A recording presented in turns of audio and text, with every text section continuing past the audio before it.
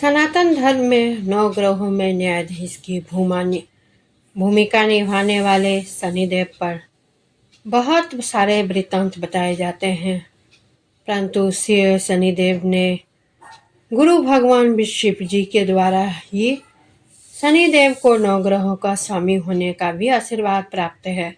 राधे राधे दोस्तों, आज मैं आप सभी को बताने वाली हूँ शनिदेव के वक्र दृष्टि से महादेव भी बच नहीं पाए थे। इन्हें महादेव को ऐसा क्या हुआ जो शनिदेव की दृष्टि पड़ी, आइए जानते हैं। इसी के साथ साथ स्कंद पुराण में इन दोनों की एक अद्भुत कथा का भी वर्णन मिलता है, जिसमें कि शनि की प्रभाव व उनकी वक्र दृष्टि का उल्लेख किया गया है तथा जिससे शनिदेव का बल धरती से लगभग 95 गुना अधिक है, जिसकी दृष्टि से मानव हो या दानव या फिर कोई देव या देवों के देव महादेव कोई भी नहीं बच सकता। ऐसा माना जाता है कि 9 ग्रहों में सबसे धीमी गति से चलने वाली शनि न्यायप्रिय देव है। यह केवल उन्हीं के परेशान करते जिनके कर्म बुरे होते हैं। देव कृपा से नए कर्म बनाकर एकत्रित कर्मों को काटा जा सकता है। सुल्तानपुर लोधी स्थित भृगु संहिता में महर्षि भृगु जी के द्वारा यह स्पष्ट रूप से कहा गया है कि जिस प्रकार एक अच्छा लोहा गर्म हो और बुरे लोहे को काट जा सकता है, उसी प्रकार अच्छे कर्म भी बुरे कर्म के प्रभाव को समाप्त कर सकते हैं। ऐसा तभी हो पाता है जब कोई गुरु या देव आत्मा उस जीव पर कृपा करे। एक पौराणिक कथा के अनुसार एक बार शनिदेव भगवान शिव जी के पास कैलाश पर पहुंचे। शिव जी को प्रणाम करके उन्हें ज्ञात करवाया कि प्रभु, कल मैं आपकी राशि में आने वाला हूँ और मेरी वक्र दृष्टि आप पर पड़ने वाली है।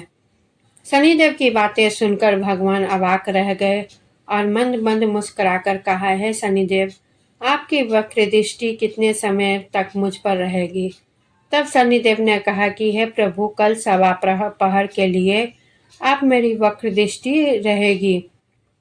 यह सुनकर भगवान भोलेनाथ शनि देव की वक्र दृष्टि से बचने का उपाय सोचने लग गए और अगले ही दिन वे धरती पर लोक पर जाकर पधारे और एक हाथी का रूप धारण कर लिया ताकि शनिदेव की वक्र दृष्टि से बचा जा सके।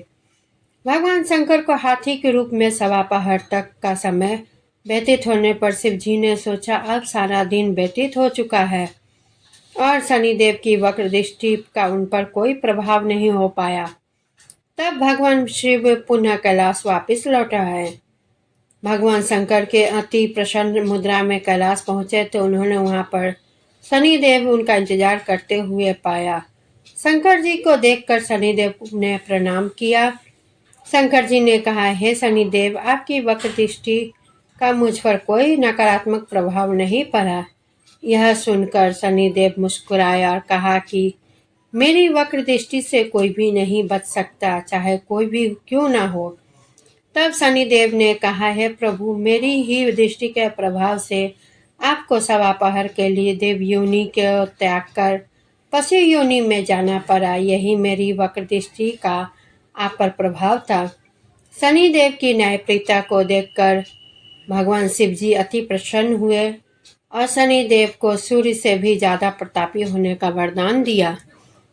तो दोस्तों, यह है शनिदेव और सूर्यदेव की वक्र दृष्टि कैसे पड़ी वो कथा।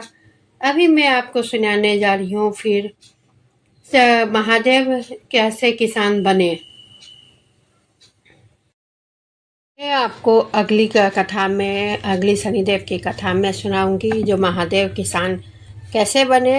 तब तक के लिए इंतज़ार करें और मेरे वीडियो आपको अच्छा लगा है तो लाइक, शेयर और कमेंट ज़रूर करें और चैनल्स को सब्सक्राइब ज़रूर करें और नोटिफिकेशन बेल को दबाना बिल्कुल ना भूलें दोस्तों। और इसी के साथ मैं विदा लेती हूँ। धन्यवाद।